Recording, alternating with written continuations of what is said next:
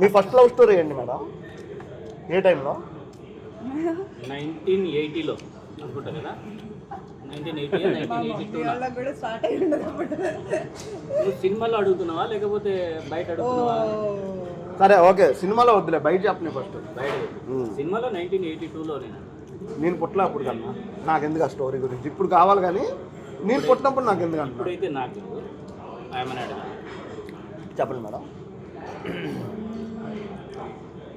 అదే దూరదర్శన్ టైంలో దూరదర్శన్ చూస్తూ టీవీ చూస్తూ దూరదర్శన్ టీవీ చూస్తూ ఒక అబ్బాయిని చూసి అబ్బాయి ఈ అబ్బాయి అనుకొని ఇప్పుడు సినిమా చేశారు, అంతేనా? అంటే ఫైనల్గా మీరు నాకు తెలియదు. ఈ అబ్బాయి అనుకోలేదు, హరి అని.